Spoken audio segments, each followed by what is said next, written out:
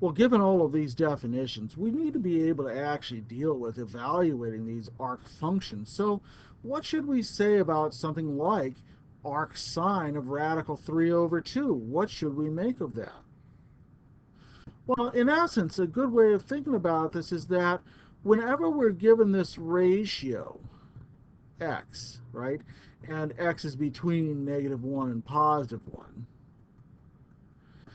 well, what we should say is that there's going to be some angle whose sine would equal radical 3 over 2. And so the way I like to think about it is that, all right, if I have a right triangle here, and this is a nice positive value, so that would put us in the first quadrant for this ratio. So there's some right triangle. There's some right triangle up here in the first quadrant such that the angle has a ratio of radical 3 over 2 to 1, or that's a radical 3 up here, radical 3 over 2 to 1, or radical 3 over 2. So we think about it, what angle gives us that? Well, if we remember those values that we had learned early on, we're going to say, well, arcsine of radical 3 over 2 is consistent with a pi over 3 angle. And again, this is like saying, because we know that radical 3 over 2 is the ratio we're going to get by taking the sine of pi over 3.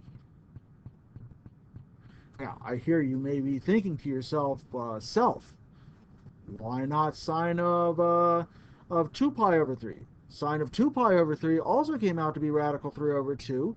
Well, that would be an ideal thing to know, except don't forget, whenever we get one of these functions, the range is negative pi over 2 to positive pi over 2. So the only possible one value that we can get out from the arcsine must be between negative pi over 2 and positive pi over 2, because that is the definition of this function. So that's where we're limited in each of these cases. Like, for example, in this next one right here, we're asked arcsine of 0. Well, there might be multiple places on a unit circle where the sine is equal to 0, but there's really only one place on the interval from negative pi over 2 to positive pi over 2, and that has to be 0. And the reason why, again, is because when we take the sine of 0, the sine of the angle 0 gives us 0, and so that is why we must stay with, well, 0. We can't go over to pi or something else like that. How about negative root 2 over 2? Well, that's a little bit of a different story. We've got a negative value. We think about where sine is negative on the interval from negative pi over 2 to positive pi over 2, and that looks like it should be an angle somewhere over here in the fourth quadrant then, whose ratio of opposite to hypotenuse will be negative root 2 over 2. Well, if you haven't already figured that out, that must be negative pi over 4 radians. Remember, you're only using radians right here. And this is because on that interval, we know that the sine of negative pi over 4 will equal negative root 2 over 2. Sorry, pi over 4. Negative root 2 over 2. There it is.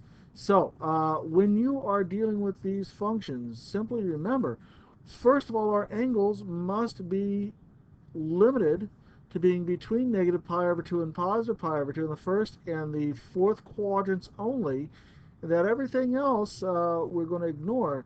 And we'll find other ways to use that when we come to solving equations and other applications. But for right now, this is how our inverse sine function is going to work.